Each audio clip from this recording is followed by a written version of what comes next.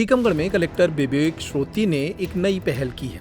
उन्होंने मंगलवार को जिला मुख्यालय की जगह पलेरा में जन सुनवाई सुनते हुए लोगों की समस्याओं का निदान किया। एक नई पहल के साथ कलेक्टर पलेरा नगर के जनपद पंचायत सभागार में पहुंचे और यहां जन सुनवाई में बैठकर कई लोगों की समस्याएं सुनी। कार्यक्रम के दौरान नगर के व्यापारी राज दमेले के द्वारा कृषि उपज मंडी प्रांगण में खरीदी प्रारंभ करने की मांग कलेक्टर से की गई। इसके अलावा नगर के तमाम व्यापारियों ने भी अपनी मांगें कलेक्टर के सामने रखी।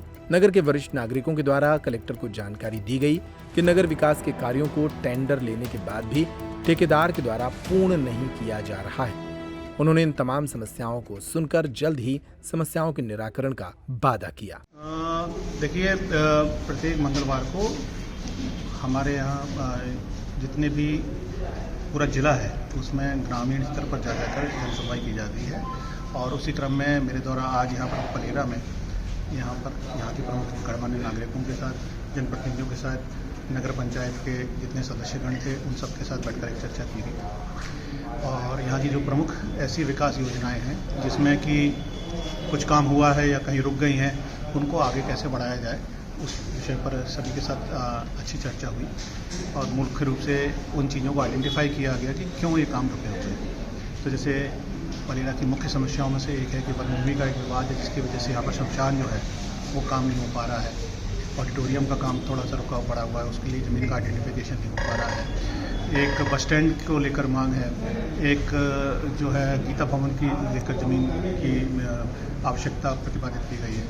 तो इन सभी चीज़ों पर चर्चा की गई है। उससे संबंधित जो अभिलेख हैं संबंधित एसडीएम और तहसीलदार साहब उनके साथ उनको देखा जा रहा है। नगर पंचायत की पास जो फाइल है उनको भी मैं देखूंगा और हम कोशिश करेंगे कि ये सारी की सारी चीज़ों में जहाँ पर ज़मीन से संबंधित विवाद हैं, चाहे वो शासन स्तर पर हो चाहे वो जिला स्तर पर है, उनका निराकरण किया जाए ताकि ये जो रुके हुए कार्य हैं पलेरा के वो पूरे हो सके। सर, जो आवारा बैल फिरते हैं सर गाय से उसके इंतजाम किया जाए सर, गौशाला के इंतजाम से बहुत बड़े स्तर पर अपने ज़िले में करीबन 75 गौशालाएँ हैं पूरे ज़िले में से। उनमें हमने अभी 2 तारीख को ही पूरी उनकी जांच सभी रेवेन्यू अथॉरिटी से कराई गई थी और एक गौशाला में औसतन 100 से अधिक हम लोग जानवर रखते हैं।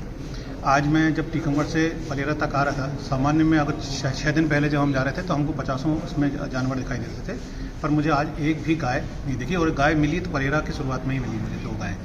तो उसका कारण ये है कि जितनी भी गौशालाओं में आइडेंटिफिकेशन किया गया कि कहाँ पर एक्चुअल में जगह खाली है और पिछले 2 दिनों से पशुपालन विभाग के अधिकारी संबंधित पंचायतों के जो सरपंच हैं उन सबसे बोला गया तो काफ़ी उन्होंने फिर हाथ लगा के उन गायों को जो सड़कों पे घूम रही थी उनको गौशालाओं में भेजा है। हमने इसके बाद आइडेंटिफाई किया है कि अभी करीब 6 गौशालाएँ ऐसी और हैं जिनमें हम पंजीकरण करवा कर वहाँ पर भी गायों को व्यवस्थित कर सकते हैं। 3 प्रकरण जो हैं वो शासन स्तर पर हैं। तो ओवरऑल कोशिश ये है कि कम से कम 1000 गायों की और व्यवस्था हो और जो पुरानी हमारी व्यवस्था है उसमें सभी जगह गायों पे उनके लिए जैसा शासन ने प्रावधान किया हुआ है, चाहे वो समितियां हों, चाहे वो पंचायतें हों, चाहे वो NGO हों, वो जो गायों की देखभाल कर रहे हैं बहुत अच्छी तरह से। सर, वो जो गरीब की कुटी आ रही सर पट्टे मांग रहे हैं इसके बारे में सर बिल्कुल शासन के इसके बारे में जो निर्देश हैं वो सारे के सारे निर्देश आज सभी जनप्रतिनिधियों को और जनता को बताया गया है कि जो आबादी की ज़मीन होती है उसमें शासन की योजना के अनुसार वो लोग आवेदन कर सकते हैं। तो उसका परीक्षण करके उनको पट्टे देने के लिए जो पात्रता अगर जिसकी है उसको दिया जाएगा। PMAY में, प्रधानमंत्री आवास योजना में, अगर कोई ऐसा पात्र व्यक्ति जो किसी वजह से छूट भी गया है या किसी का कोई गलत निरस्त हो गया है उनके लिए भी बोला गया कि कोई भी पात्र व्यक्ति इसमें नहीं छूटेगा। माननीय मुख्यमंत्री जी की पूरी योजना है और केंद्र शासन की ये योजना है कि प्रत्येक ऐसा व्यक्ति जो पात्र है उससे उसकी आवास की व्यवस्था कराई जाए। हम उसको सुनिश्चित करेंगे टीकमगढ़ में कि उसको मिले।